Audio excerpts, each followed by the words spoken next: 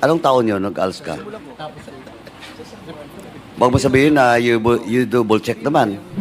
Pwede ba makalimutan mo kung nag-ALS ka, wala? At saka anong taon? 2016. 2016? Hindi ko po sigurado kung ano yung exact year.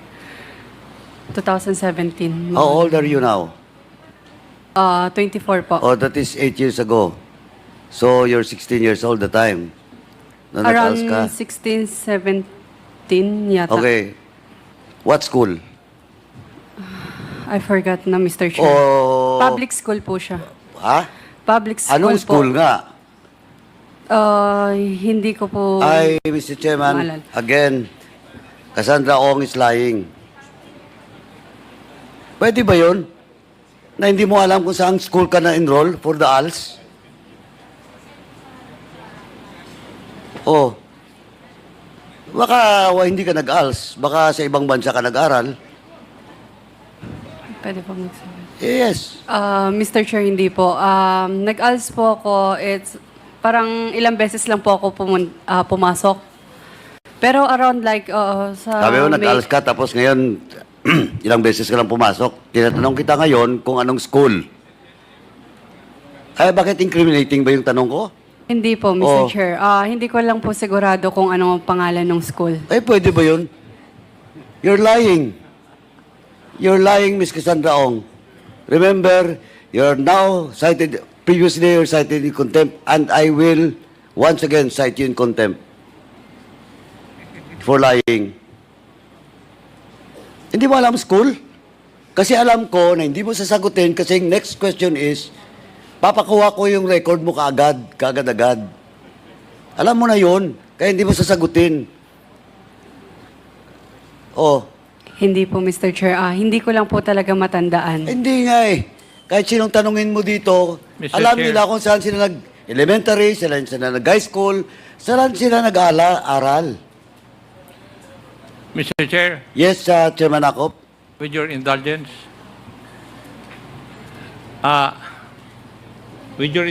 Mr. Chair.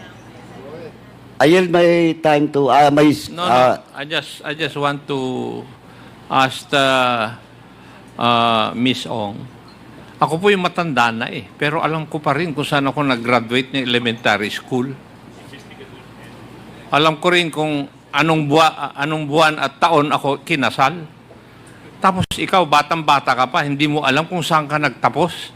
Anak ng tinapay naman, oo. Ay, mapipilitan akong i-second yung susunod ni Honorable Paduano.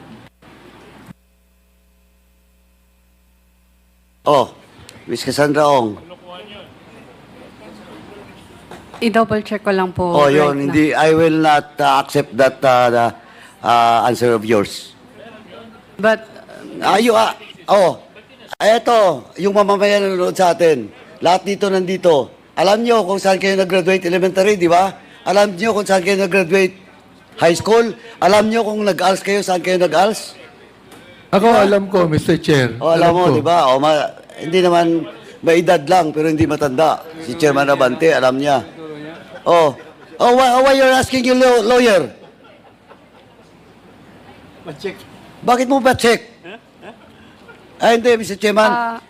Isang tanong pa lang to. Miss Alice Go, ang dami, Cassandra Ong, ang dami pa akong tatanungin sa iyo. But, Mr. Chairman, with that, once again, I move to cite in contempt Miss Cassandra Ong for not answering the question of this representation in violation of our internal rules, Section 11, Paragraph C of our internal rules. Second. Ako. There's a motion to cite in contempt Ms. Cassandra Leong for violating Section 11, Paragraph C of the Rules of the House. Any second? Duly seconded. Any objections? No objections. The motion is approved. Mas gugustuhin mo raw na ikaw ay ma-detain sa Women's Correctional dahil yun daw ang iyong kagustuhan dahil kesa ikaw ay humarap dito sa Quad Committee dahil ayaw mo raw na na-humiliate ka o ini-embarrass ka dito sa committee ito. And that was a statement na ginawa ng iyong mga abogado over media, no? Sa isang interview sa social media, sinabi niya yon.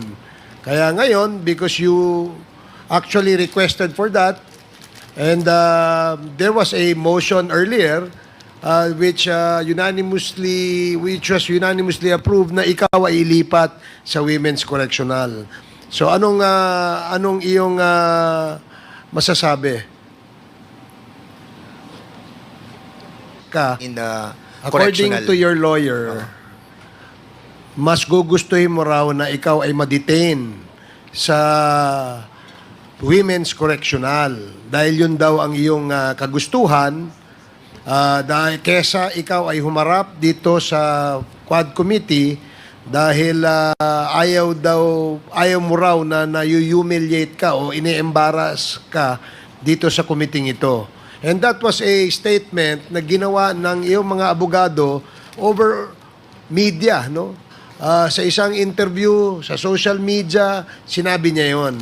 Kaya ngayon, because you actually requested for that, and there was a motion earlier which was unanimously approved na ikaw ay ilipat sa Women's Correctional.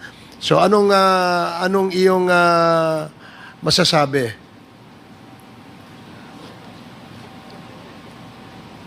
Wala kang masasabi. Okay. In that case, Congressman Akop, maybe we can complete and continue the motion. Mr. Chair, I would like to repeat my motion. May I move that Ms. Cassandra Ong, because of the contempt that, because we have cited her in contempt, should be detained at the Correctional Institute for Women in Mandaluyong for a period of 30 days. So move, Mr. Chair. There is a motion to detain Cassandra Ong at the Women's Correctional Center at Mandaluyong City for 30 days. Duly seconded by Congressman Busita. Thank you. Hearing no objection, the motion is approved. Comsec, please advise Sergeant at Arms to coordinate with the Women's Correctional for the transfer of Ms. Cassandra Ong.